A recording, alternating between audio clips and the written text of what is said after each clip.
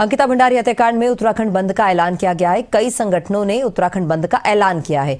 बंद के आह्वान पर गुटों में संगठन बंट गए हैं। कुछ संगठनों ने खुद को अलग कर लिया। पुलिस की ओर से सख्त चेतावनी दी गई है, संवैधानिक तरीके से धरना प्रदर्शन करें। तो अंकिता भंडारी हत्याकांड को लेकर कुछ संगठनों ने उत्तराखंड बंद का ऐलान कर दिया है। पुलिस की ओर से भी चेतावनी दी गई है। सख्त चेतावनी पुलिस ने दी है कि संवैधानिक तरीके से ही धरना प्रदर्शन करें। हालांकि संगठनों की ओर से उत्तराखंड बंद का ऐलान किया गया है। कई संगठनों ने खुद को अलग कर लिया है। अब अंकिता भंडारी हत्याकांड में मुख्यमंत्री पुष्कर सिंह धामी ने सीबीआई जांच की सिफारिश तो कर दी है, लेकिन अभी भी कहीं ना कहीं जो मांगे हैं वो बढ़ती चली जा रही हैं। अब उत्तराखंड बंद का ऐलान किया गया है और बंद के ऐलान के बाद धरना प्रदर्शन होगा। बता दें कि पुलिस की ओर से भी सख्त जो चेतावनी है वो दी गई है कि संवैधानिक तरीके से ही धरना प्रदर्शन करें। देखिए, हम लोगों ये आपको बहुत स्पष्ट तरीके से बता दें कि हम लोगों ने इस बंद का आह्वान जनता के ऊपर छोड़ा है। हम चाहते हैं कि वो अंकिता के सम्मान में, अंकिता को न्याय दिलाने के लिए स्वतः स्फूर्त तरीके से बंद करें।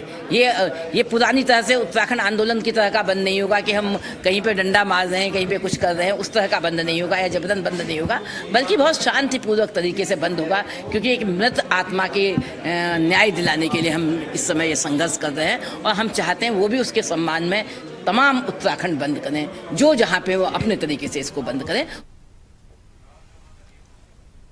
और इसी पर ज्यादा जानकारी के लिए हमारे ब्यूरो राशिफत अली जुड़ चुके हैं। राशिफत, अंकिता भंडारी हत्याकांड में अब उत्तराखंड बंद का ऐलान किया है कई संगठनों ने, क्या जानकारी है? कब बंद का ऐलान किया गया है और क्या कुछ तैयारियां उसको लेकर?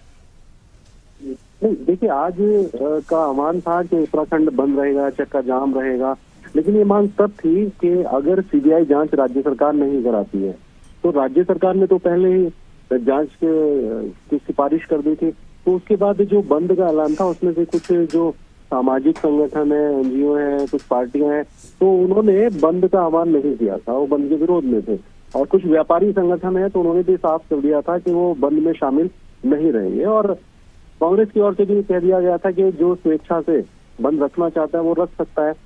तो आज का दिन था कि पूरे प्रदेश में अलग अलग शहरों में देखा गया कि कुछ जो जगह है, जैसे श्रीनगर की बात करते हैं, कुछ पर्वतीय जो क्षेत्र है वहाँ बंद रहा, थोड़ा सा कामयाब रहा, लेकिन जो कुछ और इलाके हैं वहाँ मिला जुला असर रहा।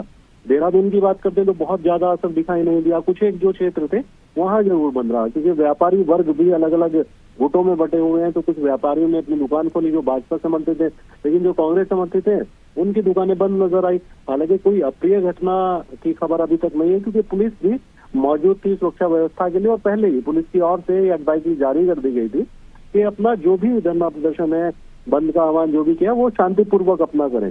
अगर किसी को कोई परेशानी होती है तो फिर कानूनी कार्रवाई उनके खिलाफ की जाएगी। जो अगर धरना प्रदर्शन करके कहीं दुकानों को जबरदस्ती बंद करते हैं या तोड़ फोड़ करते हैं, लेकिन ऐसी कोई अप्रिय घटना की खबर अभी तक नहीं मिली है। तो आज कह सकते हैं कि बहुत ज्यादा असर तो नहीं था, लेकिन मिला जुला असर इसको कह सकते हैं। जी राष्ट्रवाद, क्योंकि सीबीआई जांच की सिफारिश तो सीएम धामी ने कर दी है, यही एक बड़ी मांग थी। इसके अलावा और भी कुछ मांगे हैं कि जो जज की निगरानी है उसमें सीबीआई जांच होनी चाहिए।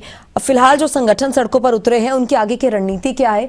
क्या आगे भी बंद का इस तरह का कोई संभावना बनती हुई नजर आ रही है? और पुलिस की क्या व्यवस्थाएं हैं? क्या ट्रैफिक को लेकर कोई खास एडवाइजरी या इस तरह की कोई और एडवाइजरी पुलिस ने जारी की हो? नहीं, कोई ऐसी एडवाइजरी खास नहीं थी, लेकिन हाँ इतना जरूर था कि प्रेस विज्ञप्ति के माध्यम से पुलिस प्रशासन ने कहा था कि शांतिपूर्वक अपना प्रदर्शन करें। तो जैसा अभी मैंने बताया कि अगर कोई दुकानें जबरदस्ती बंद करता है या तोड़फोड़ करता है तो उसके खिलाफ तो पुलिस तैयार थी, चप्पे चप्पे पर पुलिस मौजूद थी, लेकिन ऐसा देखने को नहीं मिला कि किसी ने जबरदस्ती की हो।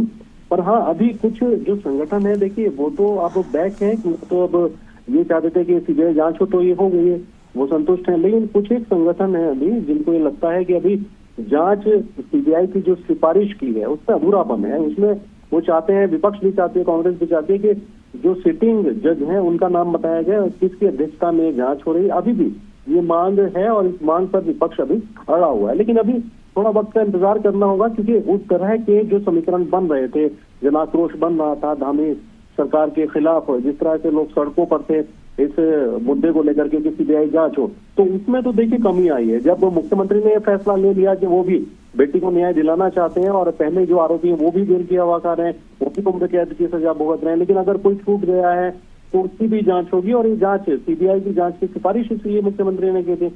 लेकिन आप कह सकते हैं कि जो राजनीति का एक माहौल बना हुआ था, सत्ता पक्ष विपक्ष के बीच में आरोप प्रत्यारोप चल रहे थे, तो जी। वो उस पैमाने पर नहीं है। हालांकि आरोप प्रत्यारोप अभी भी है, सत्ता पक्ष अभी भी आरोप लगा रहा है, भाजपा आरोप लगा रही है कि विपक्ष इस पर षड्यंत्र की राजनीति कर रहा है, जो भ्रामक प्रचार कर रहा है। और उधर विपक्ष का ये कहना है, कांग्रेस का कहना है कि इसमें मुख्यमंत्री को साफ करना चाहिए कि वीआईपी कौन था या फिर किसकी अध्यक्षता में सुप्रीम कोर्ट के जो जज हैं, सिटिंग जज हैं, किसकी अध्यक्षता में जांच होगी। अभी भी इस मांग पर